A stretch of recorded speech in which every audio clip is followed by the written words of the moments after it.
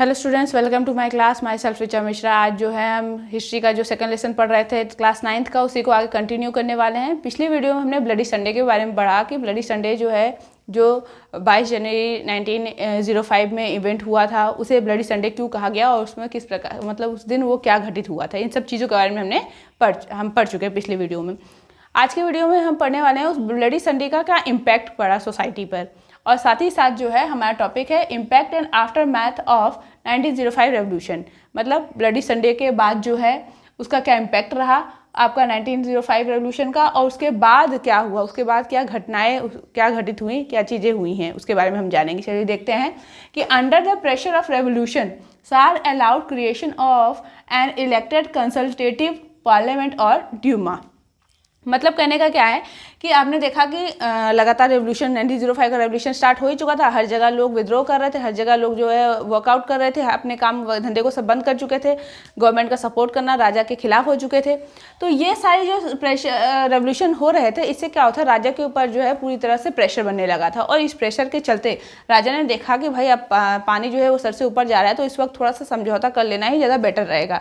तो राजा ने क्या कहा, राजा ने क्या किया कि सार allowed creation of elected consultative parliament और ड्यूमा। मतलब राजा जहाँ एक तरफ मतलब जहाँ डिमांड कर रहे थे लोग जो है कि नहीं पार्लियामेंट बनाना है, तो राजा ने कहा ठीक है भाई, आप अपने ढंग से जो है एक पार्लियामेंट जो है बना सकते हैं, लेकिन पार्लियामेंट कैसी होगी, एन इलेक्टेड कंसल्टेटिव पार्लियामेंट, यानी कि ये कंसल्टेटिव होगी। कंसल्टेटिव का मतलब क्या होता है कि राजा जो है उनसे कंसल्ट कर सकता है, उनसे बातचीत करके अपना काम और रूल रेगुलेशन करेगा, तो और वो इलेक्टेड बॉडी होगी।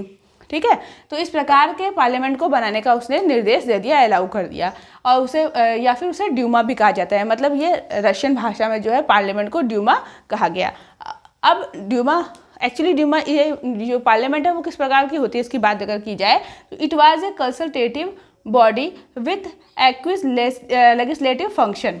मतलब ड्यूमा क्या है, ये रशियन भाषा में आपको कहा जाने वाला पार्लियामेंट है। और ये पार्लियामेंट कैसा होता है, ये कंसल्टेटिव बॉडी होती है। मतलब राजा जो है उसमें आराम से एक दूसरे राजा वहाँ के पार्लियामेंट के मेंबर से राय मशवरा करके अपना काम करता है, और साथ ही साथ उसके राजा के पावर्स पे इनका जो है कुछ बंदिशें भी होती हैं जो पार्लियामेंट के द्वारा लगाई जाती हैं। लेकिन ये और साथ ही साथ ये क्वैसी लेजिस्लेटिव फंक्शंस होते हैं इसके। मतलब क्वैसी लेजिस्लेटिव मतलब कि इनके पास इतना पावर होता है कि कभी कभी ज़रूरत पड़ने पे किसी मुद्दे पे या अपनी तरफ से कोई रूल वगैरह बना सके। तो इस प्रकार का जो पार्लियामेंट होता है जिसे ड्यूमा कहा जाता है, वह उसे बनाने के लिए सार निकोलस ने जो है अलाउ कर दिया। किसके बाद, under the pressure of revolution के बाद।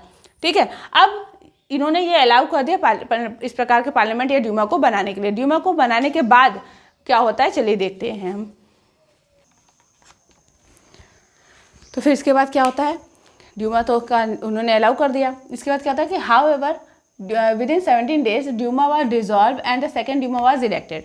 मतलब राजा ने कह दिया भाई ड्यूमा बना दीजिए, ड्यूमा का निर्माण हो जाता है, वो जो है उसका फॉर्मेशन हो जाता है।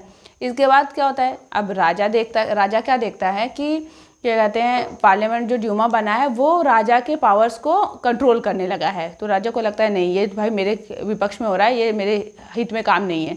तो राजा ने क्या किया, कह दिया कि भाई नहीं, ये ड्यूमा जो है ठीक से वर्कआउट नहीं कर रही है, इसलिए उसे जो है 75 डेज़ के अंदर ही उसे डिसॉल्व कर दिया पहले ड्यूमा को। और फिर एक नए ड्यूमा को फॉर्मेशन की डिमांड कहा गया कि नए ड्यूमा को फॉर्म किया जाए। अब सेकेंड ड्यूमा इलेक्ट होता है, लेकिन after some time second Duma was dissolve and the third Duma was formed. लेकिन कुछ समय के बाद जो है कुछ समय बीतने के बाद राजा जो क्या करता है कि वो देखता है कि नहीं, ये ड्यूमा भी उसके विपक्ष में चल रही है, इसका रूल रेगुलेशन अलग है, ये राजा लोगों के हित में ज़्यादा काम करने वाले, मेरे पावर्स को कंट्रोल करने का ज़्यादा काम कर रही है, तो इसको भी वो डिसॉल्व कर देता है। लेकिन उसमें क्या होता है, एक षड्यंत्र के तहत इसे डिसॉल्व कर देता है। सेकेंड ड्यूमा के ऊपर आरोप ये लग जाता है कि वो जो है देशद्रोह का काम कर रही है और राजा के परिवार को, राजा को मारने का षड्यंत्र रच रही है। इस आरोप के साथ सेकंड जो ड्यूमा थी उसे भी डिसॉल्व कर दिया जाता है। उसके बाद थर्ड ड्यूमा जो है फॉर्म होता है। अब आपके मन में ये सवाल उठेगा, क्या ये थर्ड ड्यूमा टिकेगी, काम करेगी, कि ये भी उसका भी यही हाल होने वाला है? तो नहीं, इस बार क्या होता है, ये थर्ड ड्यूमा जो है वो टिकने वाली है, काम करने वाली है। बाकी दो ड्यूमास तो जो है 5 साल अपने वर्किंग आवर तक टिके ही नहीं, एक 75 दिन के अंदर खत्म हो गया, एक कुछ और समय बीता उसके बाद खत्म कर दिया गया। लेकिन थर्ड ड्यूमा जो है वो टिकती है। वो क्यों टिकती है? The third Duma was packed with conservatives politicians. जो थर्ड ड्यूमा थी उसे कैसे उसमें पैक किया गया, मतलब उसमें उन लोगों को भरा गया, उन लोगों को इलेक्ट किया गया जो कंजर्वेटिव पॉलिटिशियंस थे। कंजर्वेटिव यानी वो लोग, कंजर्वेटिव मैंने स्टार्टिंग में आपको बताया था, कंजर्वेटिव्स कौन थे? जो राजा का सपोर्ट करते थे, जो नहीं चाहते थे कि चेंज आए।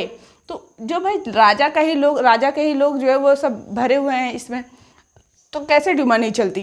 तो क्या हुआ कि कंजर्वेटिव पॉलिटिशियंस को ही उसमें वोट मतलब कि चुना गया, उन्हीं को रखा गया। और लिबरल्स और जो इतने भी रेवोल्यूशनरीज थे जो चाहते थे कि नहीं चेंज जो है वो आना चाहिए, उन्हें क्या किया? कीप आउट कर दिया गया, मतलब उन्हें डूमा में एंट्री ही नहीं मिली, उन्हें इलेक्ट ही नहीं किया गया।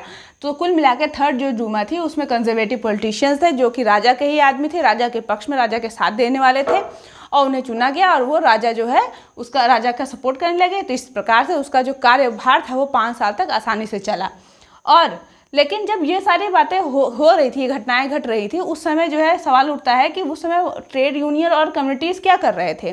तो मैं आपको बता दूं, शुरुआत में जब सभी लोगों ने साथ तो दिया था, लेकिन जब राजा ने यहाँ इस तरफ एक ड्यूमा वगैरह का निर्माण किया तो फिर धीरे धीरे क्या किया, राजा ने पूरे सोसाइटी जहाँ उनका पावर चला गया था, फिर धीरे धीरे उस पर कब्जा करना प्रारंभ कर दिया। राजा ने क्या किया, जो यूनियंस को जो मिली थी, छूट मिली थी, वो सारे ट्रेड यूनियन को बैन कर दिया। कमिटीज़ के सारे जो है छूटों को, जो उनकी राइट्स थे, उनको सब हटा दिया गया। तो ये सारी चीज़ें जब बैन हो चुकी थी तो इनका कोई वजूद ही नहीं रह गया था कि ये कुछ कर पाएँ। तो इसलिए राजा जो है अपनी मनमर्जी का कर रहा था, अपने हिसाब से ड्यूमा बना लिया, अपने लोगों को उसने भर दिया, आराम से फिर वो शासन करने लगा। और उसके बाद 1905 से लेके 1914 तक आराम से राजा अपना प्रशासन करता रहा। क्यों? क्योंकि उसके बाद उस बीच में जो इस टाइम पीरियड के बीच में राजा के विपक्ष में बहुत ज़्यादा आवाज़ उठाने वाले कोई मिले नहीं। कि उठाता भी कौन? भाई लोग पार्लियामेंट की मांग कर रहे थे, पार्लियामेंट बना ही दिया गया था, वो अलग बात थी, उसमें लोग राजा के ही भरे हुए थे। जो छोटी मोटी आवाज़ें उठती थी राजा उसे कंट्रोल कर ले जाता था, और बड़े पैमाने में जो है राजा के विपक्ष में कोई खड़ा ही नहीं हो पा रहा था। तो इस प्रकार इसलिए जो है राजा 1905 से लेकर 1914 तक आराम से प्रशासन करता रहा। लेकिन 1914 में जब फर्स्ट वर्ल्ड वॉर आया तो पूरी जो है सोसाइटी, पूरा जो राजा का जो प्रशासन थी, व्यवस्था थी, वो पूरी चेंज हो गई। तो जो हमारा नेक्स्ट वीडियो होगा उसमें हम पढ़ेंगे 1914 का में जो हमारा फर्स्ट वर्ल्ड वॉर हुआ था उसके बारे में। Thank you.